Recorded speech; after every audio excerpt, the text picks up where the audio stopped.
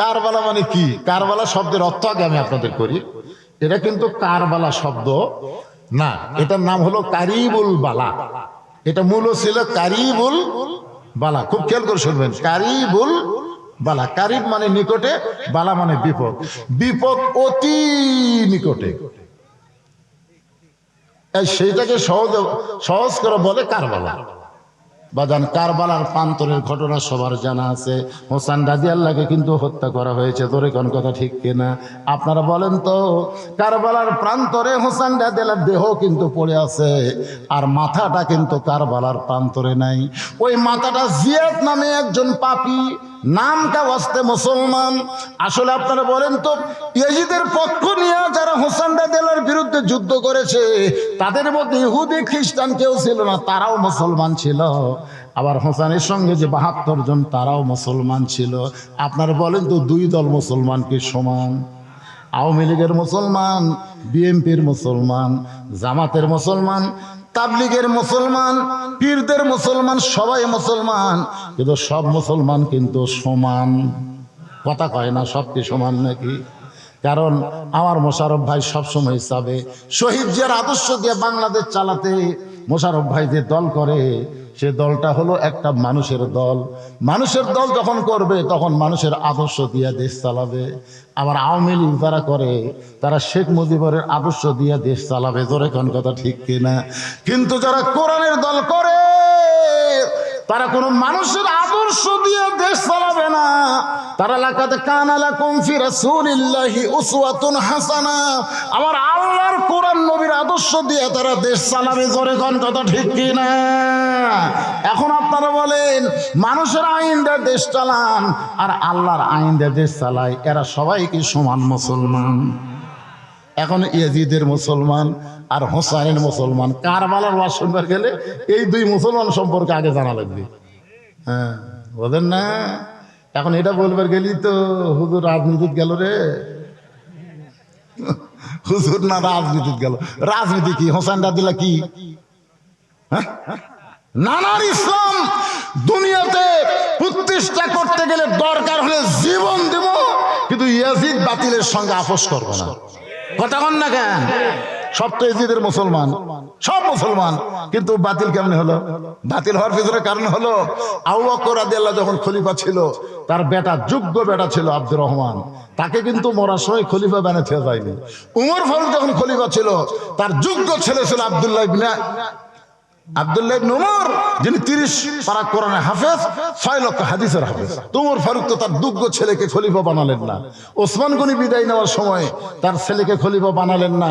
হযরত আলী বিদায় নেওয়ার সময় তার ছেলেকে খলিফা বানালেন না। কিন্তু মুয়াবিয়া বিদায় নেওয়ার আগেই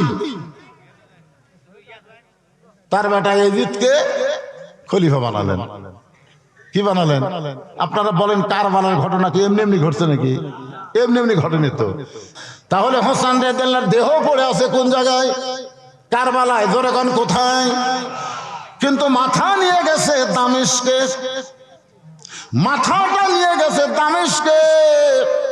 একটা গামলার মধ্যে করে হোসেন রাদিয়াল্লাহর মাথা দামেস্কে নিয়ে গেছে।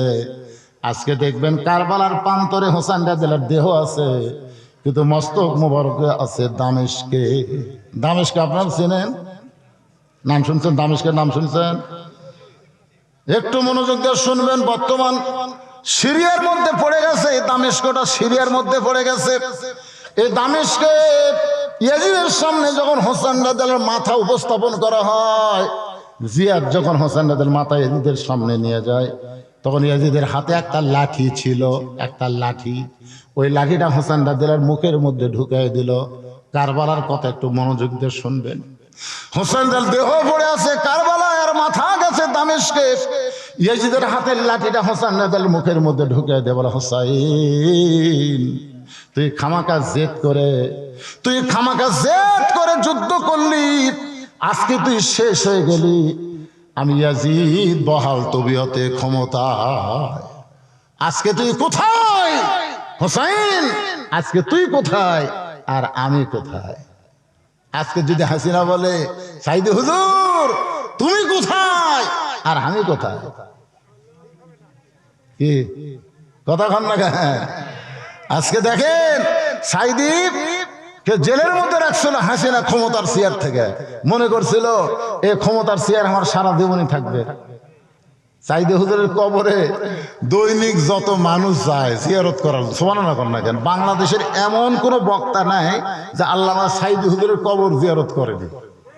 দৈনিক এত মানুষ যায় যে গোটা কবর একেবারে আপনার গ্রিল দিয়ে এসএস পাইপ দিয়ে ঘিরে রাখছে, কেউ যেন কোনো ওখানে পূজা করবার না পারে, এত মানুষ ওখানে যায়। আর হাসিনার বাপ বাংলাদেশ টঙ্গি পাড়ার তো একটা কুত্তেও যাচ্ছে না। গতকাল এই মেজর ডালিম যা প্রকাশ করছে ভাই, আজকে আমি ইউটিউবে দেখে দেখি সর্বনাশ। হ্যাঁ বেঁচে আছে, মেজর ডালিম বেঁচে আছে, ভাড়াতে পারে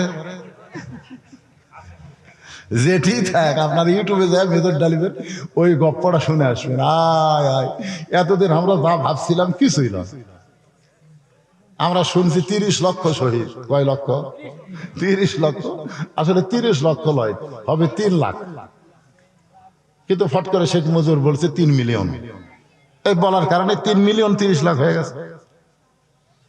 আর এই দেশটা স্বাধীন কিন্তু হয়নি। ভারতেরা বলতেছে আমরা বাংলাদেশকে স্বাধীন করিনি, বরং পাকিস্তান কাছ থেকে কাড়া লিয়ে আমাকে অঙ্গরাজ্য বানাবার চাইছে। স্বাধীনতার সেই বছরে, যে বছর বাংলাদেশ স্বাধীন আছে, সেই বছর ভারত বাংলাদেশ থেকে 16,000 কোটি টাকা লুট করে নিয়ে গেছে। পাকিস্তানের আর্মিদের যতগুলো অস্ত্র এখানে জমা দেওয়া হয়েছিল, একটা অস্ত্র বাংলাদেশে নাই, সব অস্ত্র ভারত নিয়ে গেছে। কি মনে করতেছেন ভারত আমাদের বন্ধু? কোন কালেই ভারত আমাদের বন্ধু না, সর্বকালে ভারত আমাদের শত্রু। এই যে আমরা 25শে মার্চ বলি না, 25শে মার্চ বুদ্ধিজীবী হত্যা দিবস বলি না, মেজর ডালিম বলেছে বুদ্ধিজীবীদেরকে পাকিস্তান হত্যা করেনি, বুদ্ধিজীবীকে হত্যা করেছে ভারত। কারণ ভারত চাইছিল বাংলাদেশ যেন মেধা শূন্য হয়ে ভারতের গোলামি করে। এত কথা আরো বহু আছে, একদিনে বলা যাবে না। এই যে আমরা কে পাগল, বুঝতে পারতেছেন না, এখনো বুঝতেছেন না। আয় আয়, পরে বুঝবেন।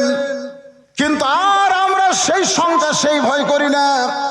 মেজর ডালিম যখন আমাদের কাছে ভারতের কথা প্রকাশ করে দিচ্ছে, এখন যে ভাবি হোক আমরা ভারতকে বয়কট করব। আমার সেই দিন খুব কষ্ট লাগছে, যেদিন ভারত 400 বছরের পুরাতন বাবরি মসজিদ ভাঙ্গা ওই জায়গাতে রাম মন্দির বানালো। আমি সেই দিনই চিন্তা করলাম, কেরি বাংলাদেশের মুসলমানের পক্ষ লিয়া ভারত যদি যুদ্ধ করে পাকিস্তানের ঠকায়, তাহলে বাংলাদেশ তো মসজিদের দেশ, আর মুসলমানেরা জীবনের চাইতো মসজিদকে ভালোবাসে। ধরে কোন কথা ঠিক কিনা? আপনারা বলেন তো, ভারতে কি রাম মন্দির বানানোর জায়গা নাই?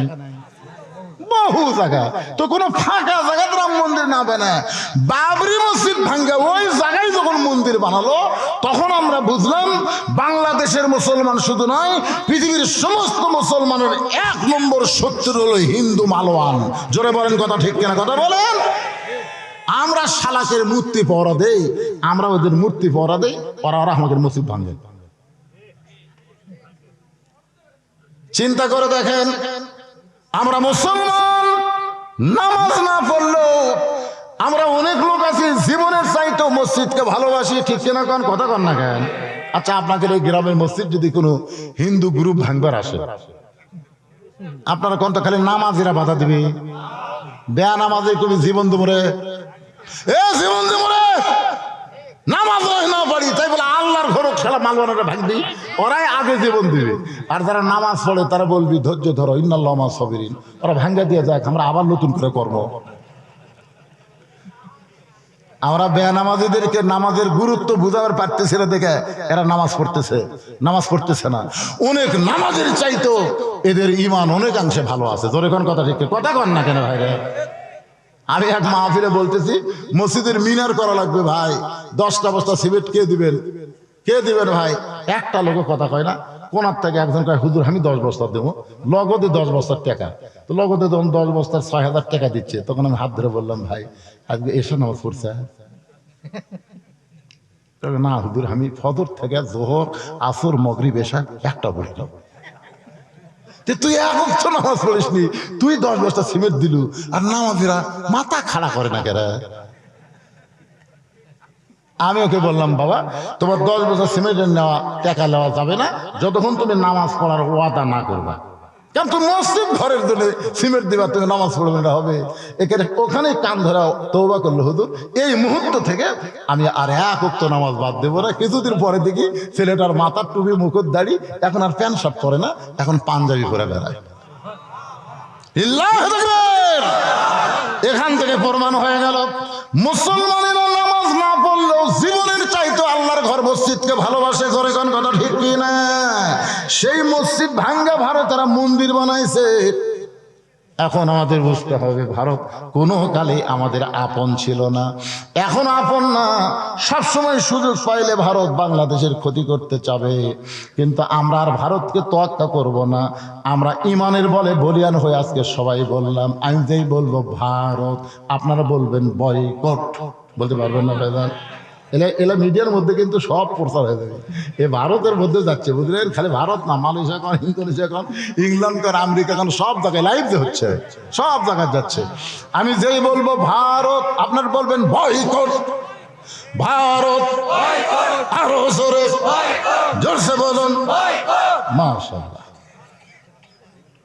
মালানের বাচ্চারা আলু নিয়ে আলু বালু করতেছ, পেঁয়াজ নিয়ে কান দিচ্ছে, চিনি কই কে খাবি, গরু কই কে নিবি, খাবো না রে, খাবো না রে। এখন আমরা চাষটালে বসে বলি চিনি ছাড়া চা দে, দরকার কথা ঠিক না?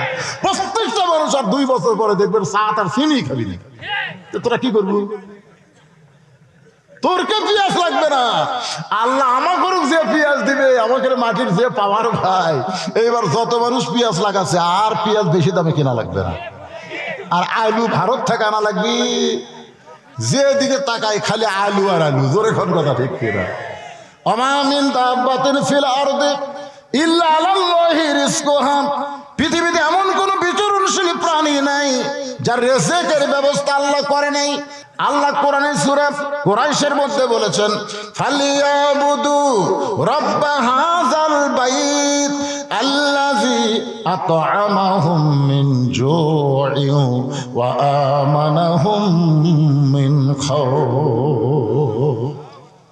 যখন বারবার ইয়াজিদ বলতেছে, এই হোসাইন তুই শেষ হয়ে গেলি, আমি ইয়াজিদ ক্ষমতার চেয়ারে, খালি জেদ করে তুই শেষ হয়ে গেলি, এ কথা বারবার যখন ইয়াজিদ বলতেছে, হোসেন রাদিয়াল্লাহর মুখের মধ্যে লাঠি ঢুকায়া। এমন সময় ইয়াজিদের সামনে অনেকগুলো সাহাবীও ছিল, সবগুলাই তো মুসলমান, তার মধ্যে অনেকগুলো সাহাবীও ছিল। এই সাহাবী মুসলমান সবাই মাথা নিচু করে। ইয়াজিদ যে হোসেন রাদিয়াল্লাহর সাথে এরকম করতেছে, এরা কেউ মাথা তুলতেছে না, কারণ মাথা তুললি যদি,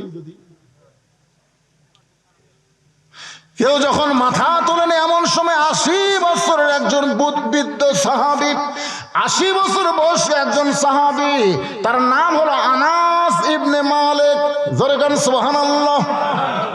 80 বছরের একজন বয়স্ক সাহাবী আনাস ইবনে মালিক লাঠিতে ভর দিয়া দাঁড়ায় গেছে। লাঠিতে ভর দিয়ে দাঁড়ায় বলতেছে, ইয়াজিদ, দেখেন বুড়া মানুষের ইমান দেখছেন, ইয়াজিদ তুমি যেই হোসেনের মুখে লাঠি ঢোকায় তিরস্কার করতেছো, ওই হোসেনকে তুমি চিনো?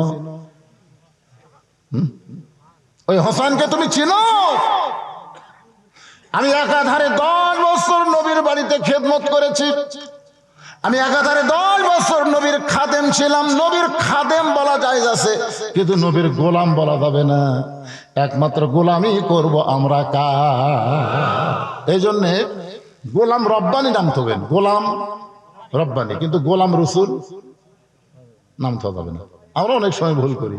আপনি নবীর খাদেম হতে পারেন, কিন্তু নবীর গোলাম হওয়া যাবে না। গোলামি একমাত্র করতে হবে কার? আরো জোরে বলেন কার? আনাস রাদিয়াল্লাহু বলতেছে, একাধারে 10 বছর নবীর খাদেম ছিলাম। আমি একদিন দেখি ঘরের মধ্যে আল্লাহ নবী নামাজের সেজদায়, আমি দরজার পাশে নিষেধ করলেন। আমি হোসেনকে যখন পিঠ থেকে নামাতে পারলাম না, কিছুক্ষণ পরে হোসেন নিজেই বলতেছে, যেই ঘোড়া চলে না সেই ঘোড়ার পিঠে বসে লাভটা কি? এই বলে হোসেন যখন ঘর থেকে বের হয়ে গেল, নবী নামাজ শেষ করার পর যখন সালাম ফিরালেন, আমি নবীর সামনে গিয়ে বললাম, ইয়া রাসূলুল্লাহ, আপনার পিঠে চড়ে চল ঘোড়া করতেছে, আমি পিঠ থেকে নামাবার চাইলাম, কিন্তু আপনি নিষেধ করার কারণ কি? রাসূল বলে, আনাস, তুমি হোসেনকে পিঠ থেকে নামানোর আগে আমি নবী হোসেনকে পিঠ থেকে নামাবার চাইছিলাম, কিন্তু নামাজের মালিক আল্লাহ ডাক দেয়, বলে, হাবিব, আপনি যেমন হোসেনকে ভালোবাসেন আমি তার চাইতে 100 গুণ বেশি ভালোবাসি। আপনি নবী হোসেনকে যেমন ভালোবাসেন আমি আল্লাহ তার চাইতে 100 গুণ হোসেনকে বেশি ভালোবাসি। যতক্ষণ আপনার পিঠে বসে ঘোড়া খেলবে আপনি নামাজ থেকে সেজদা তুলতে পারবেন না। আনাস কান্দের বলিয়া, দিদি রে, যেই হোসেনকে আল্লাহ নবীর চাইতে 100 গুণ বেশি ভালোবাসে, সেই হোসেনের মুখের মধ্যে লাঠি ঢুকাইছিস। ইয়াজিদ, এই হোসেনকে তুমি চিনো? ক্ষমতার চেয়ার পায়ে অহংকার করতেছো। আমি আনাস, হাজার হাজার সাহাবী নবীর সামনে, নবী যখন আমাদেরকে সুন্দর করে আলোচনা শোনায়, এমন সময় প্রত্যেক ওই হোসাইন দৌড়ে এসে মসজিদের মধ্যে পা দিয়ে বলতেছে, না না, তোমার ছাত্রদেরকে ছুটি দাও। আমরা সবাই যখন নবীর ওয়াজ শুনে পাগল হয়ে গেছি, তখন হোসাইন মসজিদের মধ্যে ঢুকে বলতেছে, না না, তোমার ছাত্রদেরকে ছুটি দাও, সারাদিন খালি ছাত্রদেরকে ওয়াজ শোনাবা, তাহলে না না নাতির খেলা কখন হবে? সুবহানাল্লাহ। আবু বকর হুযায়ফাকে ডাক দেন, হুযায়ফা রে, ছোট্ট মানুষ বোঝে না, ছোট্ট মানুষের চাইতে আমাদের নবী কিন্তু কম না। সুবহানাল্লাহ না কেন? ওই ছোট্ট মানুষ যখন নবী পর্যন্ত আসবে, নবী কিন্তু ওয়াজ বন্ধ করে নিয়ে হোসেনকে বুকের মধ্যে নিয়ে সব ভুলে যাবে। যারে হুযায়ফা, যা হোসেনকে আটকা। হুযায়ফা তুলি আমি এক দৌড়ে গিয়ে হোসেনকে বুকের মধ্যে নিয়ে বলে, বাবু, তুমি ছোট্ট মানুষ, তুমি জানো না তোমার নানা যে ওয়াজ করতেছে প্রত্যেকটা সাহাবী কলিজার খাতায় ওয়াজগুলো নোট করতেছে, এখন তুমি তোমার নানার কাছে যাইতে পারবা না। সঙ্গে সঙ্গে হোসেন এভাবে শাহাদত আঙ্গুলি দিয়ে বলে, রে নানার সাহাবীরা, আমার নানাকে চিনো বলে নানার কাছে আমাকে যাবার দিচ্ছ না, কিন্তু আমি হোসেনকে চিনতে পারলাম না। আজকে তোমরা শুনে নাও, ওই বক্তা নানার চাইতে আমি হোসেন কোনো অংশে ছোট না। যেই বলছে ওই বক্তা নানার চাইতে আমি হোসেন কোনো অংশে ছোট না, সঙ্গে সঙ্গে হযরত আলী এক দৌড়ে গিয়া হুযায়ফার কোল থেকে কাইরা নিয়ে মুখে একটা ঠাসি দিয়ে বলতেছে, ওরা ফানা লাকা যিকরাক, ওরা ফানা লাকা যিকরাক। রে ছোট্ট হোসেন, তুই কি জানিস আল্লাহর পরে এই দুনিয়াতে সর্বশ্রেষ্ঠ মহামানব হলো আমাদের নবী মুহাম্মাদুর রাসূলুল্লাহ। আর তুই একটা ছোট্ট মানুষে তার সঙ্গে তুলনা করিস? এই মুখ দিয়ে এমন বেয়াদবি কথা কেমনে বললি? এই কথা বলে হযরত আলী হোসেন তার মুখের উপর এত জোরে ঠাসি মারছে, কারণ হযরত আলী তার নিজের জীবনের চাইতেও আল্লাহর নবীকে বেশি ভালোবাসে। এক সময় যখন মুখ থেকে হাতটা টান দিছে, এমন সময় হোসেন বলতেছে, রে নানার সাহাবীরা, একজন সাহাবীর কোল থেকে বলেছি নানার চাইতে কোন অংশে ছোট না, এখন বাবার কোলে বসে বলতেছি ওই নানার চাইতে আমি অনেক বড়। যেই কইছে নানার চাইতে অনেক বড়, হযরত ওমর বলতেছে, আলী, এত বড় বেয়াদবি সহ্য করা যায় না, তোমার সন্তান বলে আমি কিছুই করতে পারতেছি না, কিন্তু আমার কলিজার মধ্যে কিন্তু আগুন ধরে গেছে, তুমি তোমার হোসেনকে সামাল দাও। হযরত আলী হোসেনকে কোলে করে নিয়ে যখন যাবার চায়, সঙ্গে সঙ্গে নবী আমার দাঁড়িয়ে বলতেছে, আলী রে, আমার কলিজাকে আমার কাছ থেকে আলাদা করিস না।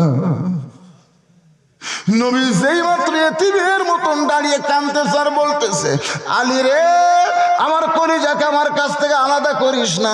সঙ্গে সঙ্গে হযরত আলী যখন হোসেনকে ছায়া দেয়, হোসেন এক দৌড়ে এসে নানার বুকের মধ্যে মুখ লাগায় কান্দে আর বলে, নানা আমি আমার জীবনের চাইতেও আপনাকে বেশি ভালোবাসি নানা, সামান্য সময় না পাইলে আমার বড় কষ্ট হয় নানা গো। মায়ের কাছে খাবার চাইলে মা যখন খাবার দিবার পারে না, তখন দৌড়ে এসে আপনার চেহারা দেখলে আমার ক্ষুধা তৃষ্ণা দূর হয়ে যায়। ও নানা আমি আপনার কাছে আসবার চাই, কিন্তু আপনার সাহাবী আমাকে আটকায় দিছে। আমি রাগ করে বলেছি নানার চাইতে কোন অংশ ছোট না, কিন্তু আপনার সাহাবী আমার বাবা এত জোরে আমার মুখে ঠাসি মারছে নানা, দেখেন নিচের দাঁত দাও করে লব কাইটা রক্ত বের হয়ে গেছে। আমি রাগ করে বলেছি নানার চাইতে আমি অনেক বড়। রাসূল হোসেনের কপালে চুম্বন দিয়া বলে, ভাই রে এই কথা তুই ঘরের মধ্যে একা একা যদি আমারে বলতি আমি কিছুই মনে করতাম না, কারণ তুই হলি আমার নাতি আর আমি হলাম তোর নানা। কিন্তু যাদের সামনে বলেছিস তাদের সকলের নবী আমি, নবী কেমন করে কথা বললে ওরা কেমনে সহ্য করবে? তুই কেমনে বলতে পারিস আমার চাইতে অনেক বড়? হোসাইন নানার চোখের পানি মুছিতে বলে, নানা বুঝবার পারছি আপনার চাইতে বড় বলার কারণে আপনার মনে কষ্ট পাইছেন। ও নানা শুনে নেন, আপনার হোসাইন ছোট্ট হতে পারে তবে হিসাব ছাড়া কথা কোনোদিন বলে না। ওমর ফারুক বলে, রে হোসেন তুমি ছোট্ট মানুষ, তুমি আবার হিসাবের জানো কি? হোসেন বলে, না না আপনারা আমার মধ্যে কথা হয়। ওই উমর খালি মাথা মারতেছে, কারণ কি? রাসূল বললেন, ইজলিস ইয়া ওমর, ওমর তুমি বসো, আমি হোসেনের হিসাবটা শুনতে চাই। এবার হোসেন নানার কাছে দাঁড়িয়ে বলে, নানা আমার 1 নম্বর হিসাব হলো, তুমি একটু চিন্তা করে বলো তো তোমার মা আর আমার মা এই দুইজনের মধ্যে কার মা বড়? সঙ্গে সঙ্গে রাসূল ছোট বাচ্চার মতন কান্দে। এই প্রশ্ন জীবনে কেউ আমাকে করবে আমি নবী হয়েও কোনোদিন চিন্তা করি নাই। রাসূল কান্দে বলে, হোসাইন রে আমার মা আমিনা জান্নাত পাবে কি পাবে না এ গ্যারান্টি আমি নবী কোনোদিন দিবার পারবো না। আর হোসেনের মা ফাতেমা শুধু জান্নাত পাবে না, জান্নাতি নারীদের নেত্রী হবে। সাইয়্যিদাতুন নিসা আহলুল জান্নাহ ফাতেমাতুজ জোহরা। আমার মা আমিনার চাইতে হোসেনের মা ফাতেমা আল্লাহর কাছে কোটি কোটি গুণ বড়। হোসেন বলে, না না আমার 2 নম্বর হিসাব হলো আপনার বাপ আর আমার বাপ। বলেন তো না না এই 2 বাপের মধ্যে কার বাবা বড়? শিশুকালে মইরা গেছে মা, গর্ভে থাকতে মরছে পিতা, নবী চোখে দেখিলেন না। নবী কান্দার বলে, হোসেন রে আমার বাবা আব্দুল্লাহ জান্নাত পাবে কি পাবে না এই গ্যারান্টি আমি নবী কোনোদিন দিবার পারবো না। আর তোমার বাবা আলী শুধু জান্নাত পাবে না, এই দুনিয়াতে 10 জন মানুষকে আল্লাহ জান্নাতের সার্টিফিকেট দিয়েছে, তার মধ্যে তোমার বাবা হলো 4 নম্বর হযরত আলী। আমার বাবা আব্দুল্লাহর চাইতে তোমার বাবা আলী আল্লাহর কাছে কোটি কোটি গুণ বড়। হোসেন বলে, না না আমার জীবনের শেষ নম্বর হিসাব হলো তোমার নানা আর আমার নানা। বলো তো নানা বলো এই 2 জনের মধ্যে কার নানা বড়?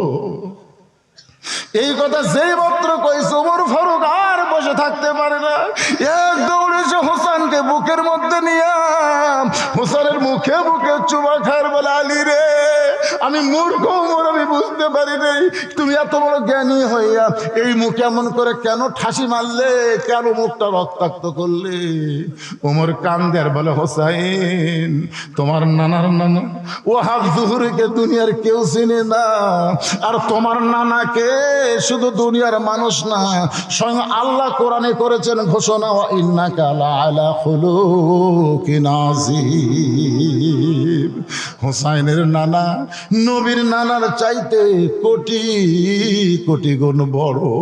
হোসেন বলে, নানা তাহলে মায়ের দিক দিয়ে যদি আমি বড় হই, বাপের দিক দিয়ে যদি আমি বড় হই, আর নানার দিক দিয়ে যদি আমি বড় হই, তাহলে আপনি বড় কোন দিক দিয়ে?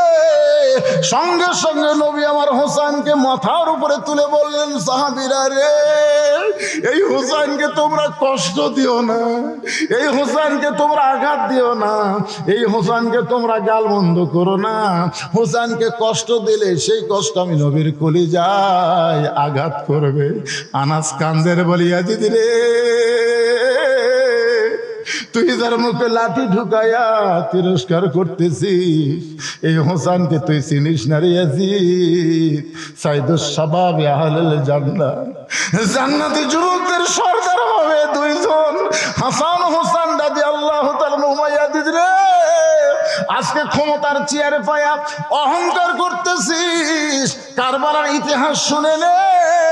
কারবালার প্রান্তরে যারা জীবন দিয়েছে তারা কিয়ামত পর্যন্ত অমর হবে, আর কারবালার ৭২ জনকে যারা হত্যা করেছে তারা পৃথিবীতে পৌঁছে যাবে।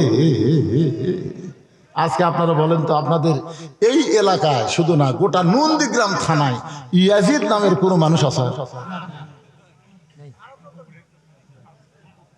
আমার এলাকার আকাশ মোহন তো হিন্দু মানুষ, ওর একটা ছেলে হয়েছে। তা আমারই কয়, মামা আমার ছেলের জন্য একটু দোয়া করেন। বলে দোয়া করা লাগবে না, একটা নাম থো। বলে কি নাম? কয়েছি আমার কাছে কারাইলে কয়, না মামা হিন্দু হতে পারে, তারপরে অভিশপ্ত নাম হওয়ার বেটার থো না। একটা হিন্দুরাও পর্যন্ত এই নাম থই না। বর্তমানে 50 বছরের মধ্যে কোনো মেয়ে মানুষ যদি বাংলাদেশে জন্ম নেয়, কোনো মেয়ে কন্যা যদি সন্তান জন্ম নেয়, ভুল করে কেউ হাসিনে নাম থবি না। জোরে কোন কথা কন না কেন নাম থবে? এখন চিন্তা করেন, ইয়াজিদ মুসলমান সাজা ক্ষমতার চেয়ার পায়া ভালো মানুষকে যেরকম হত্যা করেছে, আমাদের হাসিনাও কিন্তু একই কাম করছে।